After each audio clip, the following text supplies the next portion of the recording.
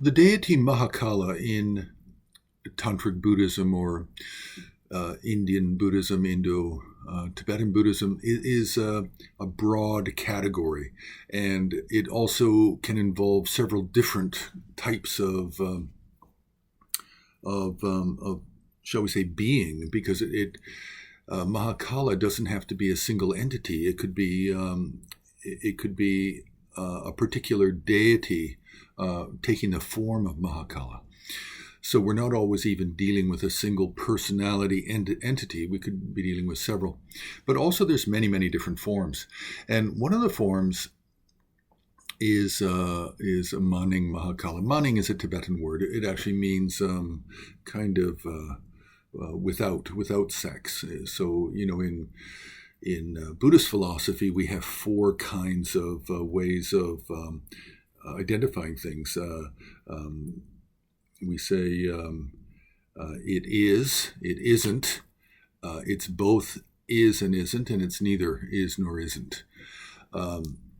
And so the maning is neither. It's manying, or napamsika, I believe, in Sanskrit.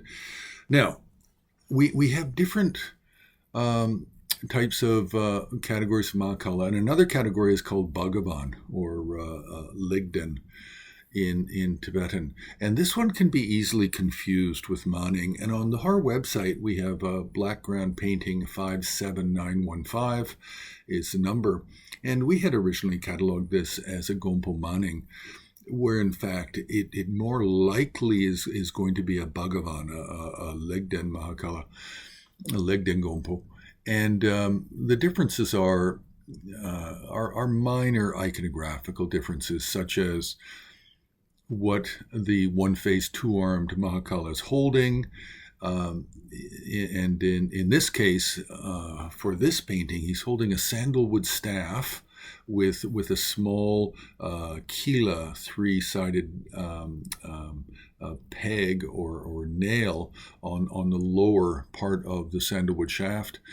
And in his left hand, he's holding a skull cup, a white skull bowl with a heart, and then he's holding a trident leaning against his left shoulder. And these are attributes that are not shared with the Gompo Maning, the Maning Mahakala, who holds a spear in the upraised right hand and holds a human heart in the left hand.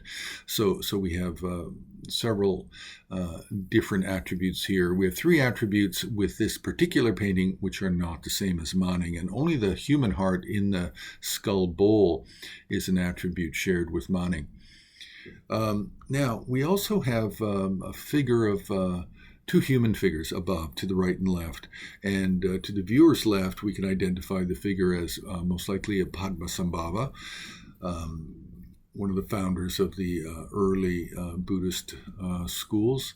And then on the upper right side, we can't really identify it appears to be a lay teacher, but without any inscription.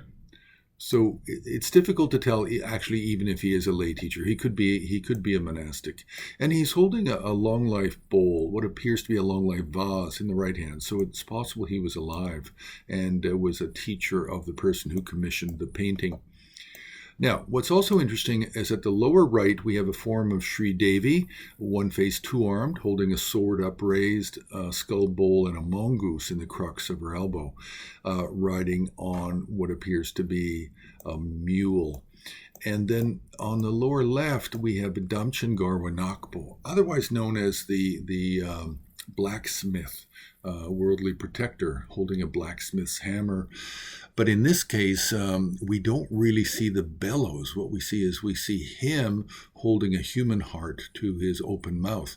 But it's clearly Damchen Garwa Nakpo because of the way he's dressed, the fact that he's holding a blacksmith's hammer, and he's riding on a goat, which is one of the animal mounts for Damchen Garwa Nakpo. But this form of Damchen Garwa Nakpo is much more common in the Gelug tradition rather than the Nyingma, whereas this Gompo Legden is clearly Nyingma. We have a Padmasambhava in the upper left corner. It's a very Nyingma tradition painting. So if we look at it from the point of view of the Lama at the top right, he does not appear to have the attire or the hat of the Katok tradition. It doesn't really look to be Shechen, and